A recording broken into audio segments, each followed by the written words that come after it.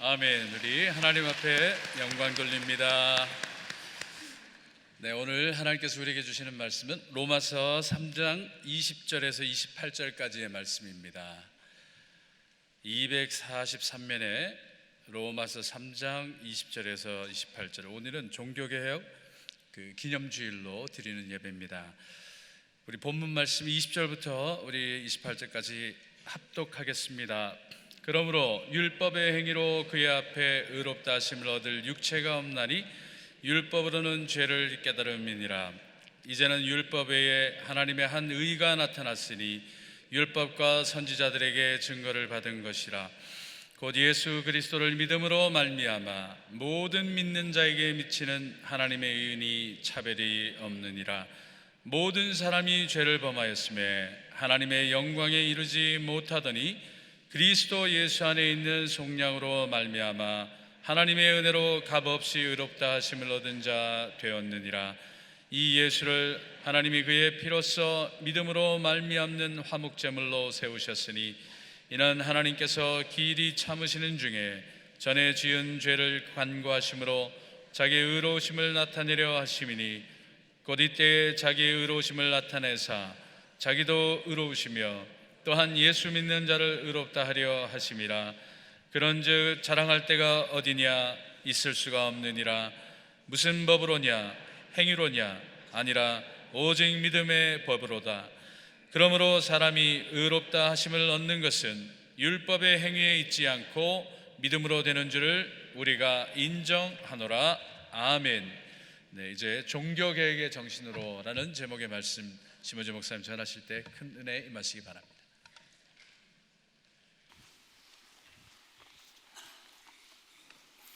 비전 예배에 있는 여러분과 같이 또 인사 잠깐 나누겠습니다.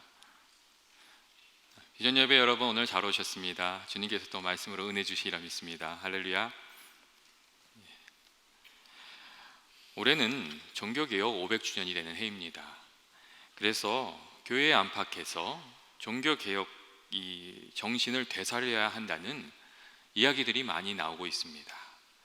왜냐하면 500주년이라는 이 숫자가 주는 무게와 상징성이 있고, 또한 오늘날의 교회가 그 본질을 잃어버렸다는 사회적 비판 앞에 교회가 서 있기 때문입니다. 예수님은 오케이지만 교회는 별로라는 말이 빈번하게 나오고 있고, 또 빈번한 기사로 교회의 분열, 또 목회자들의 부정, 또 불미스러운 일로 악영향을 끼치는 교인들의 이야기가 많이 나오고 있기 때문에 교회가 비난을 받고 있습니다. 예전에는 개척교회를 한다고 하면 박수를 쳐주었는데, 요즘에는 개척교회 시작한다고 하면 세상에 교회가 이렇게 많은데 또 교회를 시작하냐는 말도 심심찮게 듣기가 일쑤입니다. 교회 여러분, 왜 이렇게 되었다고 생각합니까? 예수 믿는 우리 때문이고, 우리가 말씀 앞에 바로 살지 못하기 때문에 교회가 존경을 잃어가고 있는 것입니다. 500년 전에 종교개혁은 한 가톨릭 신부였던 루터의 질문으로부터 시작이 됐습니다. 그는 1517년 10월 31일 비텐베르그에 있는 성당의 정문에 95개로 이루어진 질문서를 붙였습니다. 사실 이 루터가 질문서를 붙인 이유는 무엇이 옳고 그른지 신학적인 토론을 위한 것이었습니다. 하지만 이에 대한 정당한 토론이 이루어지지 않았고, 가톨릭 교회는 이에 대한 비난만을 계속해 강조했습니다. 또 퍼부었습니다. 1520년에 교황 레오 10세는 주여 일어나소서라는 교서를 발표했는데, 그 교서 안에서 멧돼지 한 마리가 주님의 포도원을 짓밟고 있다는 표현으로 루터를 비난했고, 또 루터가 태도를 바꾸지 않겠다면 파문하겠다는 의사를 전달했습니다. 하지만 루터는 이 교황의 칙서를 그 당대에 있던 그 교수들과 학생들 앞에서 불태우면서 나는 하나님의 말씀 앞에 신실하지 않을 수 없다는 모습을 보여주었습니다. 루터는 그 후에 이 작센 지방의 제후들의 보호를 받으면서 이 세 권의 책을 썼는데, 독일 귀족에게 고함, 또 교회의 바벨론 포로, 그리스도인의 자유라는 이 세 권의 책을 썼고, 이 책이 널리 퍼지게 되면서 종교 개혁의 바람이 불기 시작을 했습니다. 또 루터는 그동안 라틴어로 돼서 사람들이 쉽게 읽을 수 없었던 그 성경을 독일어로 번역하는 일을 했습니다. 사람들이 성경을 직접 읽으면서 하나님 말씀 깨닫고 그 말씀에 기초해서 살고, 또 가톨릭 교회가 주장하고 있던 여러 가지 잘못된 그 주장들을 개혁해 나갈 수 있기를 바랬기 때문이었습니다. 면죄부 판매하면서 부를 쌓았던 가톨릭 교회의 잘못도 좀 바로 잡고, 행함이 아니라 예수 믿는 믿음으로 구원받는 것이라는 그 참된 신앙의 길을 일깨우기 위해서 그는 이 성경을 번역하는 일을 했습니다. 1521년에 신성 로마 제국 황제였던 칼 5세는 루터를 보름스라는 곳으로 소환했습니다. 그리고 루터가 그동안 주장해왔던 것들, 그 책들을 다 불태우고 그 다음에 그 입장을 바꾸지 않으면 그를 완전히 파문해버리고 제명해버리겠다는 이야기를 했습니다. 근데 그때 루터가 아주 유명한 말을 했습니다. 나는 이곳에 서 있습니다. 그리고 나는 다른 말을 할 수가 없습니다. 하나님이여 나를 도우소서. 아멘. 이 이야기를 그 신성 로마 제국의 황제 앞에서 아주 담대하게 이야기를 했습니다. 그래서 이 보름스에 가면 루터의 동상이 있는데, 그 동상 아래에 이 칼 5세 앞에서 담대하게 주장했던 루터의 말이 기록되어 있다고 합니다. 사실 당대의 이 파문이라는 것은 단순히 교회에서 쫓겨나는 정도의 일이 아니었습니다. 그 지역 공동체 안에서 쫓겨나서 아무런 법적인 보호를 받을 수 없고 또 법적인 권리도 행사할 수 없게 된다는 그런 의미였습니다. 그만큼 심각한 일이었습니다. 그리고 이때 루터가 겪었던 그 마음이 어떠했는지, 루터가 지었던 찬송가 585장 그 찬송가 내주는 강한 성이요, 그 가사를 읽어보면 우리가 좀 헤아려 볼 수가 있습니다. 그 가사에 이런 내용이 나옵니다. 내주는 강한 성이요 방패와 병기 되시니 큰 환난에서 우리를 구하여 내시리로다. 이런 믿음의 고백이 있고, 또 내 힘만 의지할 때는 패할 수밖에 없도다. 힘 있는 장수 나와서 날 대신하여 싸우네. 이 장수 누군가 주 예수 그리스도 만군의 주로다. 당할 자 누구냐 반드시 이기리로다. 이렇게 루터가 고백하면서 그 믿음의 길을 갔던 것을 우리가 살펴볼 수가 있습니다. 루터는 정말 진리를 지키기 위해서 그 하나님의 말씀에 정말 자기 온 삶을 던져서 헌신했던 것을 우리가 알 수가 있습니다. 이 루터로부터 시작된 종교개혁의 정신을 보통 5가지 정도로 이렇게 요약해서 말하고 있는데, 오직 믿음, 오직 은혜, 오직 성경, 오직 예수, 오직 하나님께 영광. 이제 솔라 피데모, 솔라 그라티아, 솔라 스크립투라, 이런 얘기를 아마 들어보신 적이 있으실 거예요.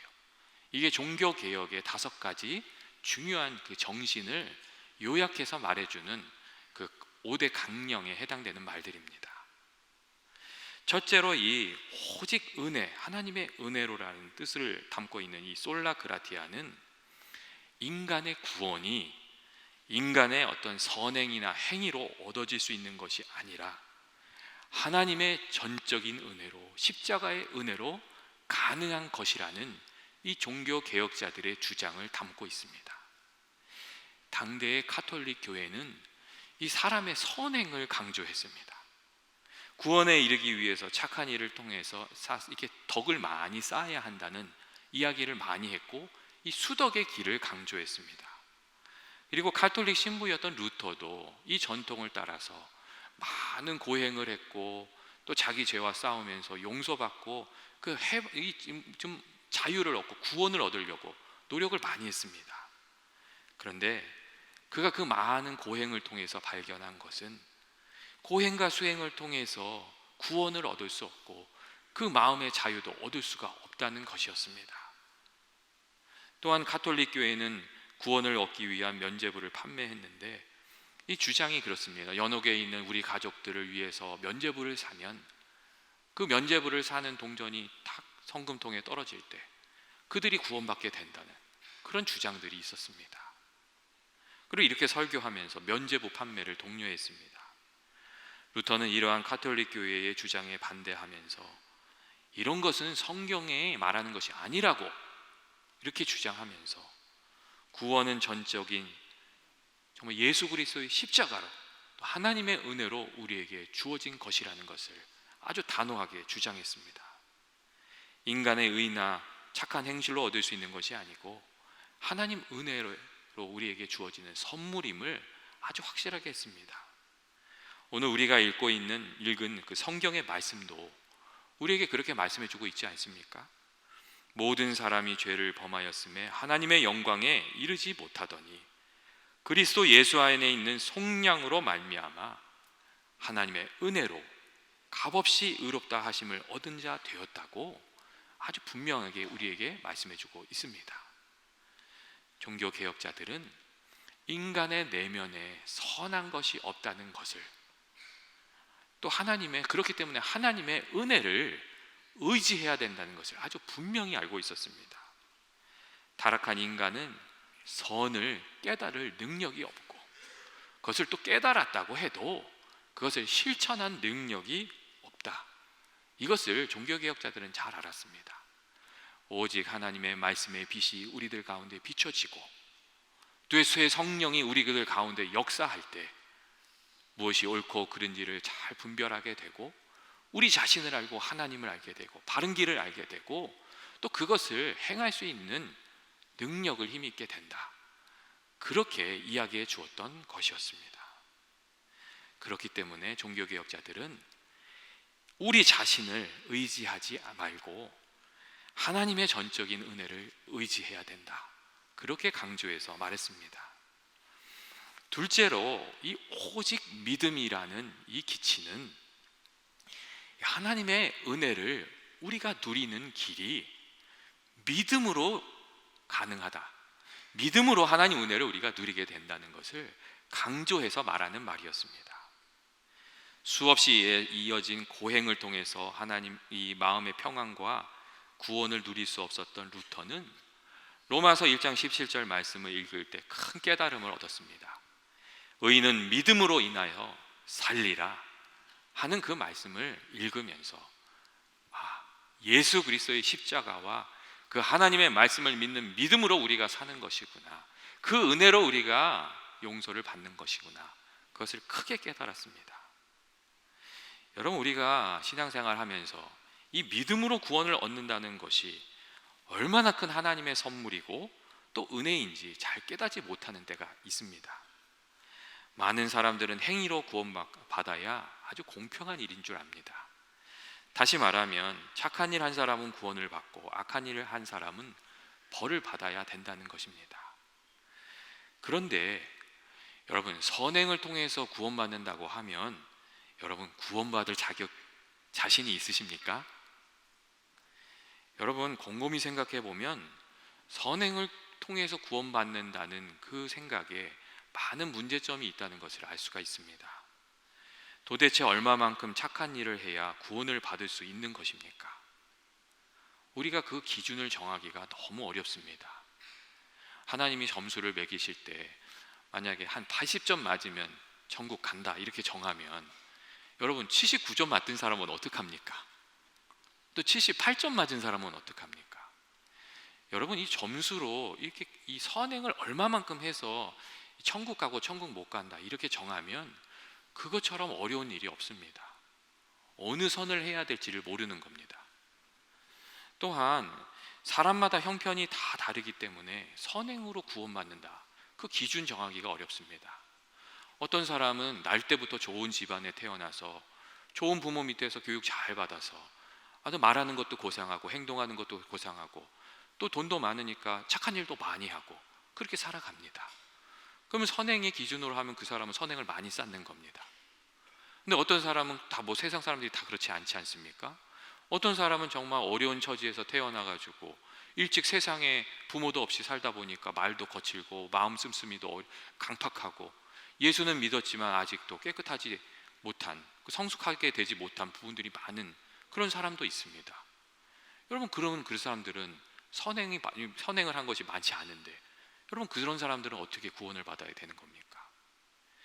여러분, 우리가 선행으로 구원받는다고 한 그 기준을 세운다는 게 너무나도 어려운 일이란 것을 우리가 조금만 생각해 보면 알 수가 있습니다. 그런데 반면에 믿음으로 구원받는 길을 열어주신 것은 정말 그렇지가 않습니다. 부자인 사람, 돈이 많기 때문에 교만해져서 예수 믿기가 어려울 수도 있고, 부자인 사람, 능력 있는 사람, 돈이 많기 때문에 돈의 허무함을 깨달아서 예수님을 더 잘 믿고 착한 일 더 많이 할 수도 있습니다. 그 사람의 마음의 결정에 달려 있다는 겁니다. 또 가난한 사람도 마찬가지입니다. 가난하기 때문에 우리의 구원자가 되시고 의지가 되시는 예수님 붙들고 살아서 예수 잘 믿고 구원받을 수도 있고, 다 반면에 불평하고 원망하고 하나님한테 이렇게 원망하면서 예수님 부정하고 그렇게 또 살아갈 수도 있습니다. 이렇게 생각해 보면 이 믿음으로 구원을 받는 길은 정말 하나님의 놀라운 선택이고 하나님의 지혜라고 말씀드릴 수가 있습니다. 하나님께서는 부자이든 가난한 사람이든 많이 배운 사람이든 적게 배운 사람들이든 예수 그리스도를 영접하면 구원을 받는, 정말 그 구원의 넓은 길을 만들어 놓으셨습니다. 그리고 이 약속의 말씀을 받은 각 사람이 그 마음에 어떻게 결단하고 예수 그리스도를 영접하는가에 따라서 구원과 멸망이 갈려지고 있다는 것입니다. 이것이 얼마나 큰 은혜이고 사랑인지 우리는 깊이 생각할 필요가 있습니다. 루터는 행위가 아니라 믿음으로 구원을 받는다는 것을 깨닫고, 오늘 우리가 읽은 로마서 3장 28절을 독일어로 번역할 때 원래는 원문에는 오직이라는 단어, 솔라라는 단어가 없었는데 그 단어를 집어넣어서 번역했다고 합니다.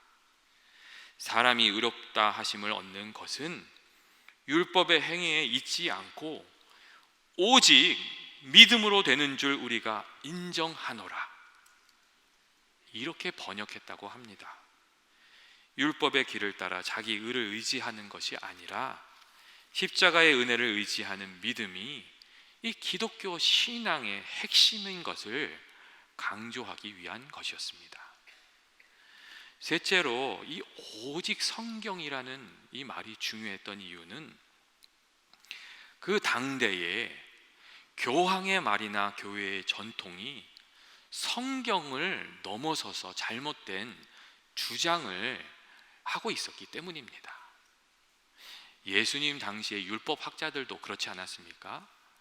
하나님의 말씀인 율법은 제껴두고 그 율법에 대한 해석과 전통을 강조하다가 예수님의 꾸지람을 받았던 적이 있었습니다.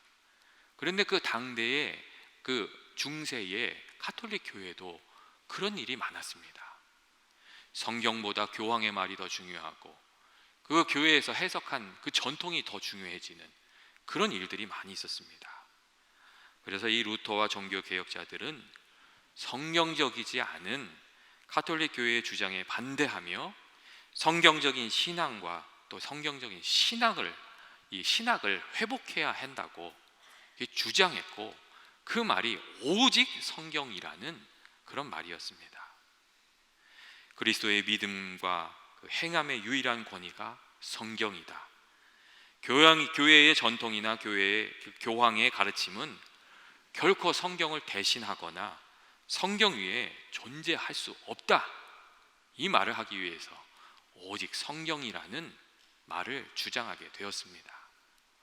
사랑하는 교회 여러분, 이 종교 개혁의 전통을 이어간다는 것은 무엇입니까?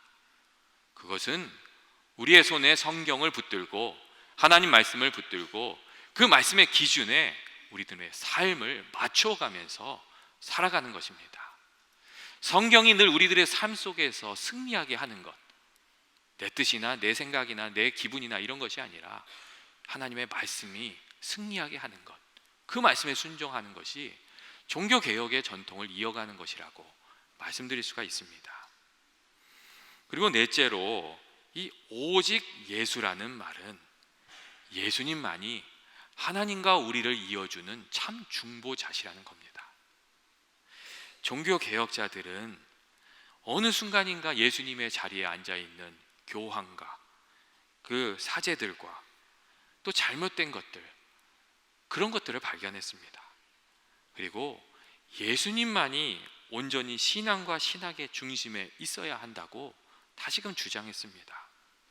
이 종교개혁 당시의 천주교의 사제주의는 성례를 집행하는 성직자들이 하나님의 용서와 구원의 은혜를 전달하는 그 예수님과 같은 중보적 역할을 할 수 있다고 생각했습니다. 그러니까 사제에게 우리들의 죄를 고백하고 사제에게 용서를 받는 겁니다. 여러분, 요즘에도 그런 것이 좀 있지 않습니까? 고해성사를 통해서 그렇게 하지 않습니까? 그런 것을 좀 생각을 했습니다. 또한 가톨릭 교회는 인간의 구원을 위해서 중보적 능력을 가진 많은 성자들을 만들어내었고 그 정점에 마리아를 두었습니다. 그래서 어려운 일이 있고 힘든 일이 있고 회개를 할 때 누구한테 기도하게 되었냐면 성자들에게 기도하는 겁니다. 그리고 마리아여 나를 도우소서, 그렇게 기도를 하게 되었습니다. 그리고 마침내는 마리아를 예수 그리스도와 함께 사실상 인류의 공동 대속자나 공동 중보자로 추앙하고 기도의 대상과 찬양의 대상으로 삼기에 이르렀습니다. 이에 대해서 종교 개혁자들은 오직 예수 그리스도 십자가 외에 우리가 구원을 받을 길이 없고 예수님 외에는 우리들의 참된 중보자가 될 분이 없다, 이렇게 이야기를 했던 것입니다. 성경의 어디에도 그 성자들이 우리를 대신해서 중보자의 역할을 할 수 있다는 말이 없고 마리아도 그 일을 할 수 있다는 말이 없고 오직 예수님만이 우리들의 중보자가 되어 주신다고 말씀하고 있다고, 그 성경의 말씀으로 돌아가야 한다고 주장하면서 오직 예수라는 이야기를 했던 것입니다. 여러분, 예수 그리스도의 대속적 희생과 십자가의 그 보혈만이 하나님과 우리를 이어주는 그 구원의 은총이 되는 것입니다. 마지막으로 오직 하나님께 영광이라는 이 솔라 글로리아는 이 당대의 교황이 하나님의 영광을 가로챘다는 그런 지적을 담고 있는 말이었습니다. 교황이 세상의 권력과 부와 영광을 누리면서 하나님의 영광을 가리고 있다. 하나님께 드려야 할 영광을 다시금 하나님께 돌려드려야 한다는 주장이 그 솔라 글로리아, 오직 하나님께 영광을, 이 말에 담겨 있는 뜻입니다. 그래서 우리가 잘 아는 칼빈은 이 자신의 마지막 시간에 모든 영광을 하나님께서 받으셔야 한다고 말하면서 자기 장례식에서 1절 허식을 하지 말도록 했고 무덤에 어떤 묘비도 세우지 말라는 말을 했습니다. 사실 이 존 칼빈이 당대에 이루어낸 일들은 아주 엄청난 일이었습니다. 그래서 누구보다도 화려한 장례식을 할 수 있는 그런 사람이었습니다. 하지만 그는 하나님께 영광을 돌리기 위해서 그 모든 것을 아주 단호히 거절했습니다. 실제로 오늘날 칼빈의 무덤은 아주 초라한 모습으로 남아 있습니다. 칼빈의 이니셜인 그 J하고 C자가 새겨진 돌 외에 그곳에는 아무것도 없었습니다. 1999년에 그 세워진 알림판, 이곳이 칼빈의 무덤이라는 그 알림판이 없었더라면 그곳에 가는 사람들 중에서 누구도 그것이 요한 칼빈의 무덤이라는 것을 알아챌 사람이 없을 것이라고 이야기하는 말이 있습니다. 종교 개혁자들은 많은 수고와 희생을 치루었지만 자기 자신이 드러나는 것을 늘 부끄럽게 생각했고 자신은 낮아지고 하나님의 이름만 높여지기를 간절히 원했습니다. 교우 여러분, 오늘날 우리들의 삶은 어떻다고 생각하십니까? 예수님께서는 오른손이 하는 일을 왼손이 모르게 하라고 하셨는데 조금만 나를 알아주지 않아도 섭섭한 마음이 들지 않으십니까? 사실 사람의 마음이 다 그렇습니다. 저를 비롯해서 아마 많은 분들이 알아주지 않으면 섭섭한 마음이 많이 드실 겁니다. 그런데 그럴 때마다 모든 영광을 하나님께 돌려야 한다고 생각했던 그 종교 개혁자들의 마음을 깊이 생각하고 그 뒤를 우리가 신실하게 따를 필요가 있습니다. 종교 개혁자들은 교회가 길을 잃어버렸을 때 성경의 기초에서 잘못된 신학을 바로잡고 또 참된 신앙의 길, 믿음의 길을 걸어가고자 했습니다. 그리고 이를 위해서 엄청난 헌신과 용기를 보여주었던 사람들이 종교 개혁자들이었습니다. 우리가 만일 종교 개혁의 전통을 이었다면 우리가 어떻게 살아야 됩니까? 그들이 가졌던 그 개혁하는 마음으로 살아야 됩니다. 성경을 기준으로 삶아서 우리의 부족함을 늘 성찰하고 성경의 기준에 맞게 우리들의 삶을 바꾸어 가고자 하는 노력으로 살아가는 것, 그게 종교 개혁자들의 정신을 이어가는 그런 것 삶이라고 저는 그렇게 생각을 합니다. 그리고 오늘날 교회의 회복을 위해서 우리에게 요청되는 것들이 많이 있습니다. 그 첫 번째는 바른 신앙을 지키기 위해서 우리가 늘 성경을 붙드는 것입니다. 오늘날 신학적인 면에서 잘못된 이단들이 많이 있습니다. 잘못된 가르침들이 많이 있고 그것을 분별하는 지혜가 많이 필요한 상황이 되어가고 있습니다. 또한 세속적인 복음이 만연해서 이 건강한 신앙이 무엇인지를 헷갈리게 하는 일들도 많이 있습니다. 돈과 신앙이, 열심과 신앙이, 성공과 신앙이 혼동되고 있는 그런 상황입니다. 여러분, 성공한 사람이 신앙이 높은 겁니까? 여러분, 반드시 일치하지 않습니다. 근데 꼭 성공이 신앙적인 성숙인 것처럼 오해하는 일들이 많이 일어났다는 것입니다. 여러분, 열심과 신앙은 동일한 말입니까? 여러분, 열심과 신앙도 동일한 말이 아닙니다. 돈과 신앙은 어떤 것 같습니까? 부자가 되면은 신앙이 성숙해진 것입니까? 여러분, 근데 이 세속주의 물결 속에서 우리가 혼동하게 되는 경우가 많이 있습니다. 바른 신학과 바른 신앙은 여러분 무엇입니까? 그것은 인간의 능력을 의지하는 것이 아니라 예수 그리스도를 의지하고 십자가를 붙들고 하나님의 은혜를 붙드는 것입니다. 여러분, 그것이 바른 신앙이고 또 바른 신학입니다. 만일 십자가에 대한 감사와 찬송이 없고 정말 십자가에서 보여주신 예수 그리스도의 길을 따르는 헌신이 없다면 그것은 바른 길이 아닌 것입니다. 둘째로 우리에게 요구되는 것은 성경대로 사는 것입니다. 루터가 믿음으로 구원을 받는다고 할 때 그 믿음은 예수님에 대한 믿음이었고 하나님께서 우리에게 주신 약속에 대한 믿음이었고 그 말씀대로 살아갈 때 하나님의 은혜 받게 된다는 그 말씀에 순종하겠다는 그런 믿음이었습니다. 그런데 오늘날 그 말씀에 순종하는 삶이 너무 부족하다는 이야기가 많이 나오고 있습니다. 예전에는 교인이라고 하면 마땅히 선을 행해야 하는 줄로 알고 또 잘못했을 때는 용서를 구해야 하는 줄로 알고 일단 약속한 일은 좀 불이익을 당해도 손해 볼 줄을 알았습니다. 교인이니까 이 일은 해야 된다, 교인이니까 이 일은 하면 안 된다, 이런 분별이 아주 분명하고 많이 있었습니다. 그런데 오늘날의 그리스도인의 삶 속에서는 그 믿음과 그 행함이, 그 신행이 일치하지 않는다는 비판이 많이 있습니다. 여러분, 우리의 믿음과 알미 하나 될 수 있도록 우리가 이렇게 노력하고 살아가는 것이 정말로 필요한 시대라고 생각을 합니다. 어느 목사님이 말씀하셨는데 1년에 한두 번은 그 목사님이 외부에 있는 분한테 전화를 받으신대요.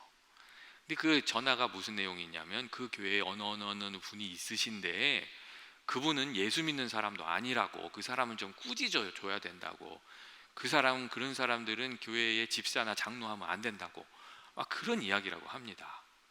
근데 그 이야기를 딱 듣고 나면 그 목사님 마음이 너무 아프다고 그런 이야기를 하셨습니다. 목사님께서 성도들에게 바른 신앙의 길을 가르쳐 주지 못했기 때문에 그들이 그렇게 살고 있는 것은 아닌가 하는 생각이 들어서 마음이 많이 아프다고 하는 이야기를 하시는 것을 제가 들은 적이 있습니다. 성도들의 삶 속에 회복되어야 될 것이 무엇입니까?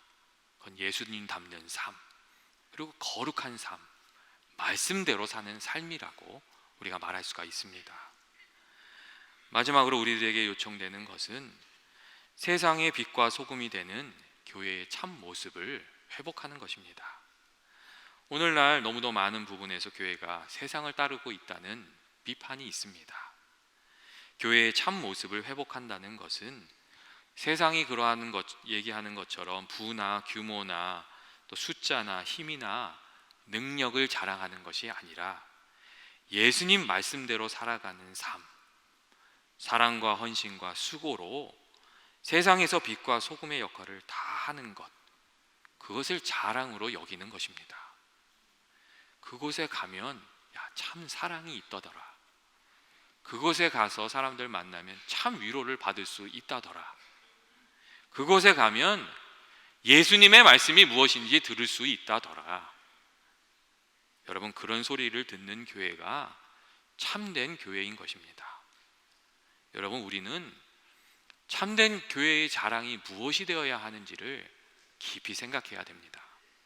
그리고 정말 주님이 원하시는 교회를 이루어가기 위해서 우리의 각 사람이 주님의 말씀을 따르는 삶을 살아가야 되는 것입니다.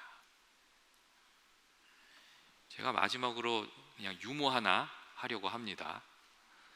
중국을 무시하는 분들이 중국에 가짜와 짝퉁이 많다는 이야기를 많이 하십니다. 실제로 짝퉁이 많지요. 그리고 이런 얘기가 또 있더라고요. 이게 사실인지 진실인지 모르겠는데 이런 일이 있었대요. 어떤 농부가 봄에 씨앗을 싸서 밭에 쫙 뿌린 거예요. 근데 몇 달이 지나도 싹이 나지 않더래요. 알고 보니까 씨가 가짜인 거예요.